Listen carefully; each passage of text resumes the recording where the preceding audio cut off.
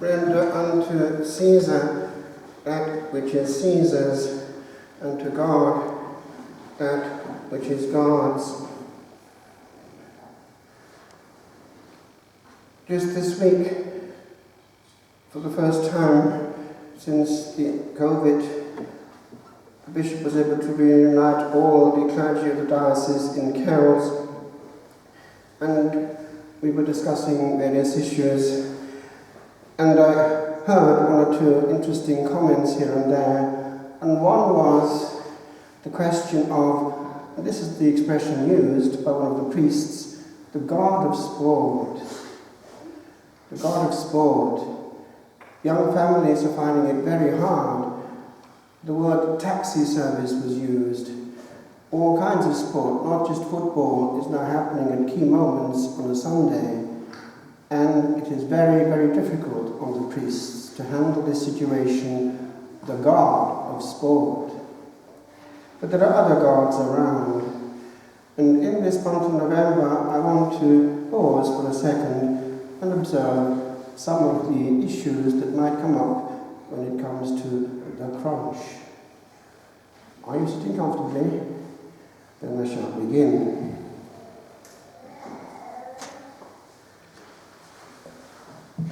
I had quite a bit of difficulty over the years in getting this out, and indeed, the printing press where it was being printed, while it was still in there, caught fire.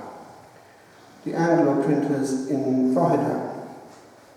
Anyway, I want to share a few thoughts with you, because we are totally unaware that the real reality is not what we see. There's a whole geography on the other side yet to discover. Degrees.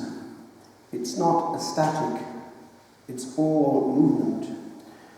This is the soul in purgatory, explaining what it's all about and what it's like. As for the degrees in purgatory, I can well speak of them, says the deceased nun, talking to the other nun who's trying to help her to get out of there, because I've passed through them. In the grand purgatory, le grand purgatoire, there are different degrees. In the lowest and most painful, which is in fact a temporary hell, are those sinners who have committed enormous crimes during their lives and who have been taken by surprise in this state by death. A death which gave them barely enough time to recognize their own condition. They have been saved as by a miracle. Only the great purgatory, they say. Often, notice, this is your business, through the prayers of devout parents or others. Now remember that in 16 or 17, I think it's before the main apparitions, wasn't the angel who taught them this extra bit? Anyway, at Fatima they were taught this prayer at the end of the decade, which concerns us all. Why? It refers us to the fires of hell and also the conversion of sinners. Now remember, these children were shown the place where sinners go because there's no one there to make reparation for them, sacrifice and prayer. A hint is there, we can switch that balance for some soul right now. Never waste your pain. In some cases, they were not even able to go to confession, and the world thought them lost. But the good Lord, whose mercy is infinite, gave them at the moment of death the contrition necessary for salvation in view of one or several acts which they did during their lives. Now that's come back in different forms. There's some element there, way back, which the Lord took account of, and it also seems that this is not clear to us, we'll see that when we get there. There seems to be, at the end, a possible slight no man's land. They're no longer in contact with us, but they could be in contact with him, and it would seem that it's possible that at that point, one final flash of grace can be given in such a way they know what the choice is. I hope it's the case, because without that, the proportion of those who go into the beyond in a hopeless case is huge.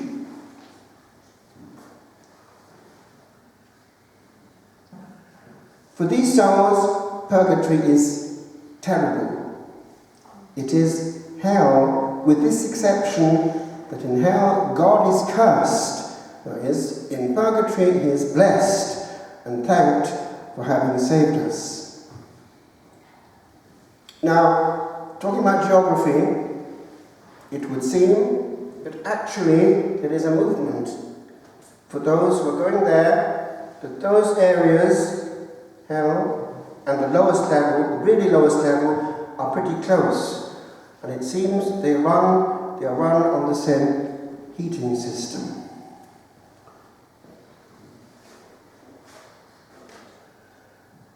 Then come the souls who, though they may not have committed great crimes like those in the first group, have been indifferent towards God. During their lives, they didn't fulfill their Easter duties, and having been converted likewise at the hour of death, often without being able to receive communion, they are in purgatory to make up for their prolonged indifference. Suffering unheard of pains, abandoned without prayers, or, if prayers are offered on their behalf, unable to gain anything from them. Now that's one of the penalties, that way down, that lowest level, it seems that at that point, they're really stuck without much help.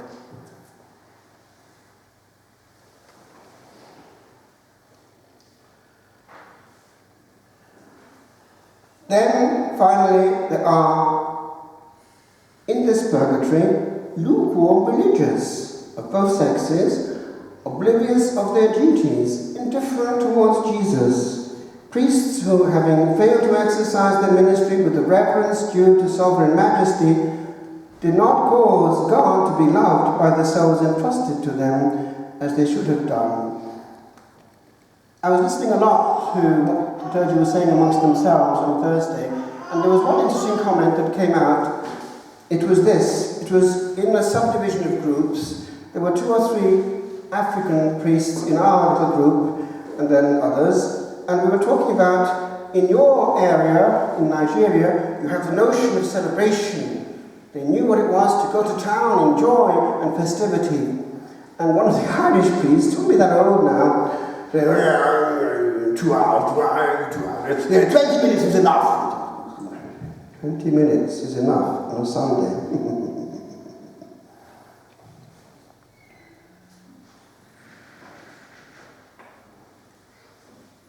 This was my degree.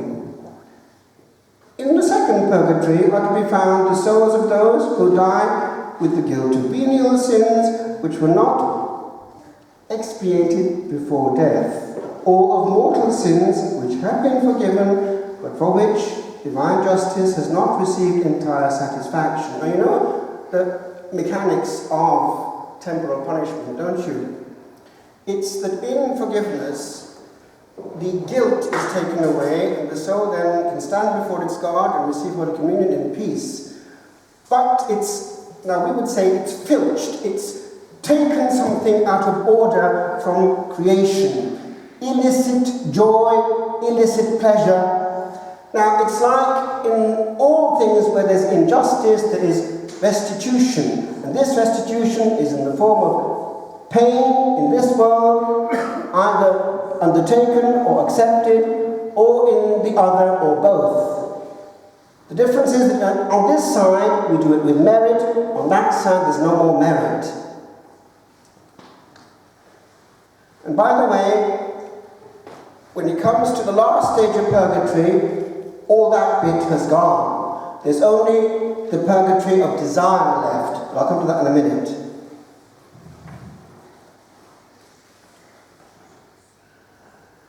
In this purgatory, Two, there are different degrees corresponding to the merits of each person. Thus, the purgatory of consecrated souls, of people who have received more abundant graces, be careful, is longer and more painful than that of ordinary folk. Last of all, here we are, there is the purgatory of desire, called forecourt, le paradis. Very few people avoid it. To do so, one must have desired heaven and the vision of God ardently, and that is rare, rarer than people think. Because a large number of people, even devoted ones, are afraid of God and don't desire heaven with sufficient ardour. This purgatory has its really painful martyrdom, like the others. Deprivation of the sight of Jesus, how it aches. Then there's a question mark. I'm not going to go into this now. If you're interested in all this, you can read it. I'll make it available to you, but I'll mention that at the end of the Mass itself, not to distract you. There is this question, do you recognize each other in purgatory? There are lots of questions like that which come out, and the answers are fascinating. So I'll leave you tantalized.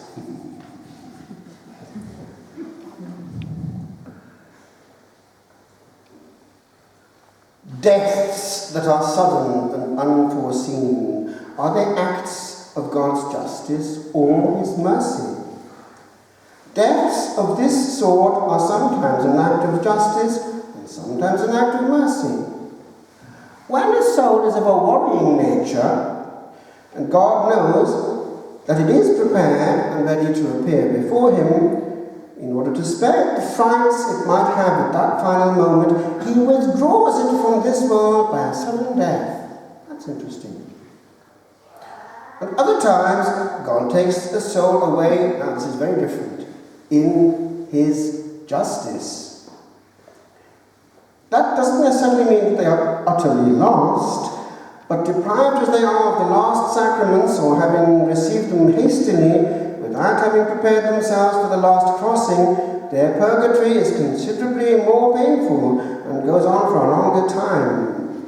Others, having reached the very limit with their crimes and remained deaf to every single God-given grace, that's a terrifying situation to be in. And there are souls like that. You watch, observe.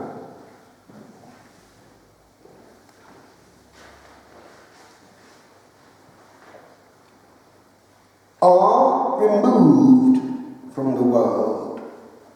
God takes them off, lest they excite His vengeance even further. It's a mercy because the hell can be even worse. There are degrees also there, you know. Now, not for the nervous. The fire of purgatory. Is it a fire like one we know on earth? Yes, only with a difference. The fire of purgatory is a purifier that has to do with the justice of God. That of the earth, nice and gentle compared with purgatory. It's but a shadow beside the great praises of divine justice. So much for pie in the sky when we die. Everyone goes straight now to heaven, don't they? It's automatic. Listen to what they say in the funerals. Well, they're roasting nicely. But how on earth can the soul burn anyway? By a just permission of God. The soul, that is, the guilty partner, because the soul is the one that's commanded the body. So it makes sense. The guilty partner, since all the body did was obey, and what malice do you ever see shown to a dead body? The soul suffers as though it were the body that suffered. Now, moreover, all is completely re-established in equilibrium. Those faculties that have particularly either gained merit or taken from the order of creation by sin, those very ones are either recompensed or punished. it's completely re-established in fairness.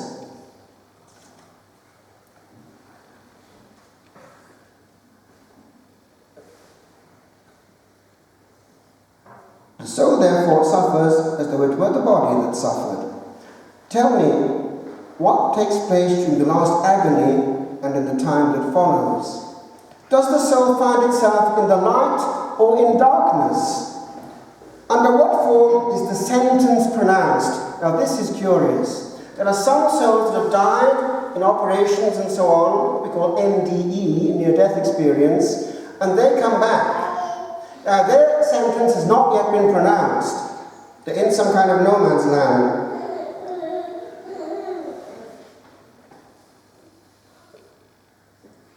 I had no agony, says the soul, as you know, but I am able to tell you that at this last decisive moment, the devil lets out all his fury on the dying. Hence it is that if you're next to a person who's dying, don't talk about the weather. There are more important things to do. There's a cosmic battle going on. Angels, good and bad, wanting that soul. The devil wanting their pound of flesh. I was at somebody's bedside dying some years ago, and the men there spent all night talking about Gaelic football.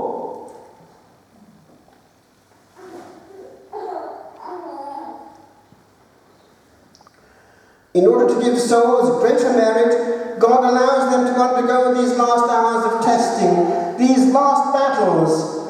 Strong and generous souls, so that they may have a yet more glorious place in heaven, often have, at life's end and during the pangs of death, a taste of these terrible fights against the angel of darkness.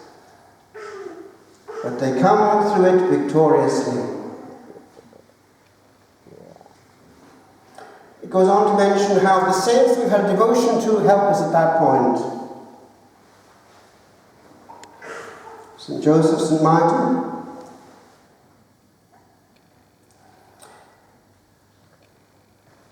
There are souls who die in peace without experiencing anything of what I have just described. The good Lord has just designs in everything. He does and permits everything for that particular soul, the good of each soul. Now this bit is interesting. How it happens at the moment of judgment. How am I to tell you and describe to you what takes place after the agony? It isn't possible to understand it properly without having gone through it.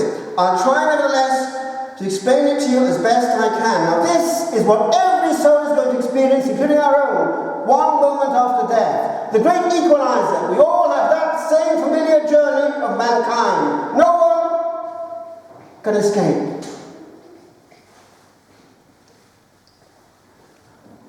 The soul, as it leaves its body, has the feeling of being utterly bewildered, completely besieged, if I may so speak, by God. It finds itself in such lucidity that in the twinkling of an eye, it perceives its whole life. And, in accordance with what it sees, what it deserves. Do you see what's that saying already? The soul itself is going to be its own judge, because it will choose not to go towards God at that point if it can't. To do so would be going to an awful heat.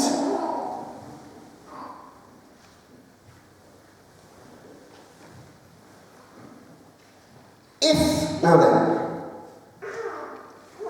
it's the soul itself that in the midst of such a clear sight pronounces its own sentence.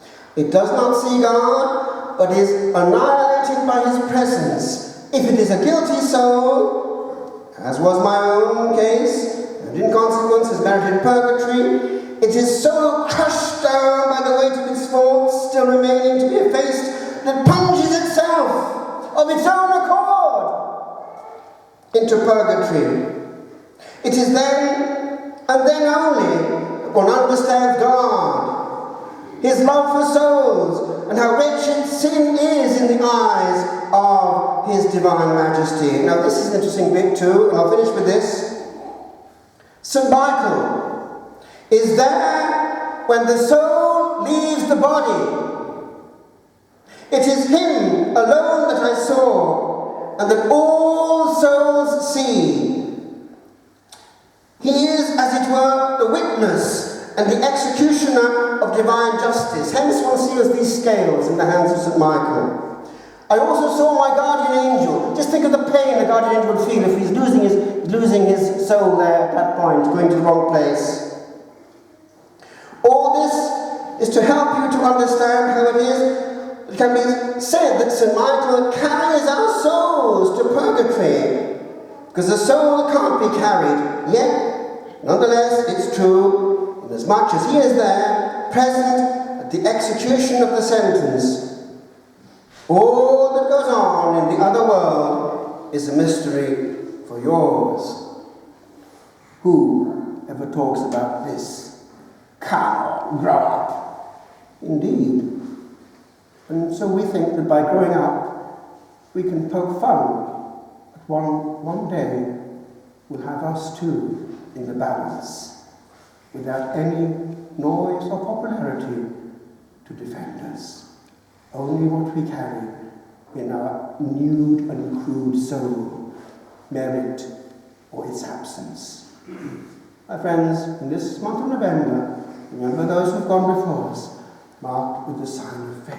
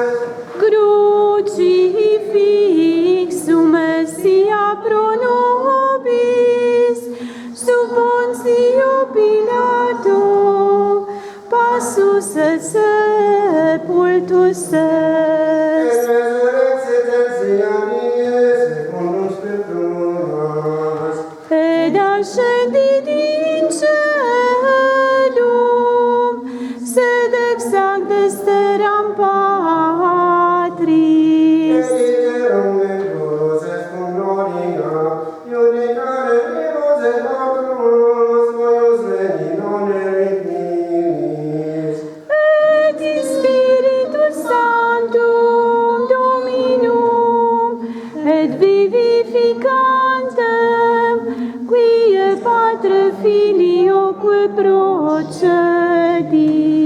Padre et Filio